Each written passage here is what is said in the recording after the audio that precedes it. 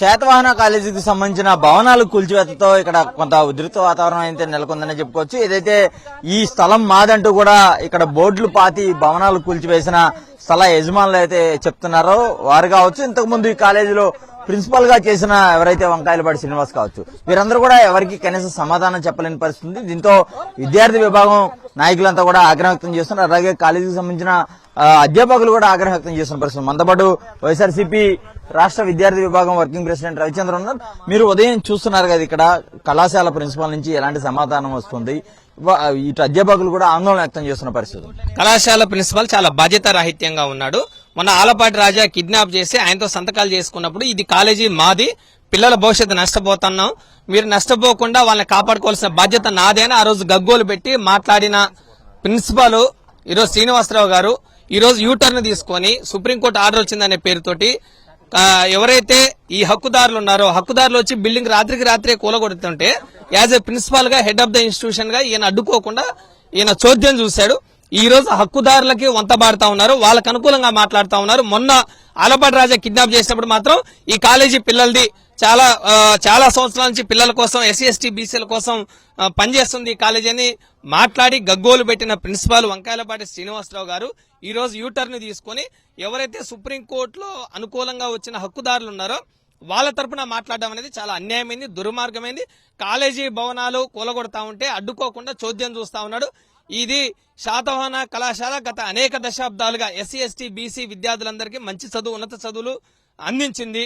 కళాశాల నడవడం కోసం ఇక్కడున్న నాన్ టీచింగ్ ఫ్యాకల్టీ కూడా ఇందులో పనిచేస్తున్న వాళ్ళు వాళ్ళ జీతభత్యాలను సైతం కాలేజీ సొసైటీ వాళ్ళకి అందించింది కాలేజీ నిర్వహణ కోసం. అటువంటి ఎన్నో సేవల్ని ఇచ్చిన కాలేజీని ఈ రోజు హక్కుదారులు సుప్రీంకోర్టులో మాకే వచ్చిందనే పేరుతోటి వచ్చి సుప్రీంకోర్టు ఆర్డర్ హ్యాండ్ ఓవర్ చేయాలని ఇస్తే వాళ్ళు వచ్చి బిల్డింగ్లు కూలగొడతా ఉంటే ప్రొక్లైనర్ జేసీబీలు తీసుకొచ్చి కాలేజీ ప్రిన్సిపాల్ గా శ్రీనివాసరావు గారు ఏం చేస్తున్నారు, వీటిని అడ్డుకోవాల్సిన బాధ్యత ఆయన మీద ఉంది. ఆయన హక్కుదారులకు బెండ్ అయ్యారు, వాళ్ళకి అమ్ముడు పోయారు అనేది మేము తెలియజేస్తా ఉన్నాం. ఈ రోజు కాలేజీ స్టాఫ్ నాన్ టీచింగ్ వాళ్ళ పరిస్థితి ఏంటి, వాళ్ళు అనేక సంవత్సరాలుగా పనిచేస్తా ఉన్నారు. కాలేజీ నిర్వహణ కోసం వాళ్ళ శాలరీస్ లో కూడా కొంత భాగం అనేక సంవత్సరాలుగా ఇస్తూ వస్తున్నారు. ఈ రోజు కాలేజీ ఆల్ ఆఫ్ సడన్ గా బిల్డింగ్లు కూలగొట్టారు, ఎటువంటి ముందస్తు సమాచారం లేకుండా. పిల్లలు చదువుకున్న పిల్లలు ఎస్సీ ఎస్టీ బీసీ ఓసీ పేద పిల్లలు ఎవరైతే ఉన్నారో వాళ్ళ సర్టిఫికెట్లు ఇక్కడే ఉన్నాయి, శిథిలాల కింద వాళ్ళ బుక్స్ ఇక్కడే ఉన్నాయి, కాలేజీ రికార్డ్స్ ఇక్కడే ఉన్నాయి. ఇవన్నీ తీయకుండా కాలేజీ హక్కుదారులు ఎవరైతే ఈ ల్యాండ్ హక్కుదారులు ఉన్నారో వీళ్ళు వచ్చి బిల్డింగ్ కూలగొడతా ఉంటే ఇది చాలా దుర్మార్గమైంది. ముందు వాళ్ళపైన క్రిమినల్ కేసు నమోదు చేయాలని మేము డిమాండ్ చేస్తున్నాం వైఎస్ఆర్ విద్యార్థి సంఘం తరఫున. ఇది ఎన్నో దశాబ్దాలుగా విద్యార్థులకు ఉన్నత చదువులు అందించిన ఒక పేరు ప్రఖ్యాతులు కలిగిన ఈ కళాశాలని కాలేజీ మాదే అని బిల్డింగ్ ఓనర్లు హక్కుదారులు వచ్చి ఈ రోజు ఆక్యుపై చేసుకోవడమే కాదు, వాళ్ళు లీగల్ ప్రొసీడ్ కావచ్చు.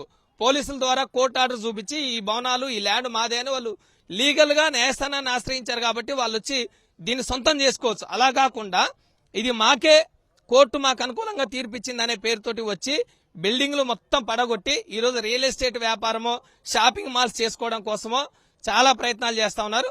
ముఖ్యంగా కింది స్థాయి అట్టడుగు శ్రామిక వర్గాల పిల్లలు చదువుకునే కళాశాల వాళ్ళ రికార్డుల్లో ఏ సంవత్సరం చదివారు, వాళ్ళ సర్టిఫికెట్లు ఏమేమి ఉన్నాయి, 10th క్లాసు ఇంటర్మీడియట్ సర్టిఫికెట్లు డిగ్రీ పాస్ అయిన సర్టిఫికెట్లు ఇక్కడే ఉంటాయి. ఇవన్నీ శిథిరాల కింద ఉన్నాయంటే కాలేజీ కనీసం ప్రిన్సిపాల్ వీటిని అడ్డుకోకుండా చోద్యం చూస్తున్నాడని మనకు అర్థమవుతోంది. చాలా దుర్మార్గమైనది. ఇప్పటికైనా పోలీసుల ప్రమేయం లేకుండా పోలీసులకి కోర్టు ఆర్డర్ ముందస్తు సమాచారం చూపించకుండా ముందే అక్రమంగా అన్యాయంగా కాలేజీ భవనాలు కూల్చేశారు కాబట్టి దీనిపైన కేసు నమోదు చేయాలి. కాలేజీ విద్యార్థుల భవిష్యత్తుని కాపాడాలని మేము డిమాండ్ చేస్తున్నాం. రెండోది, ఈ కళాశాలలో అనేక సంవత్సరాలుగా పనిచేస్తున్న టీచింగ్ స్టాఫ్ ఉన్నారు, నాన్ టీచింగ్ స్టాఫ్ ఉన్నారు, వాళ్ళ తక్కువ శాలరీస్ తో పనిచేస్తున్న వాళ్ళు ఉన్నారు.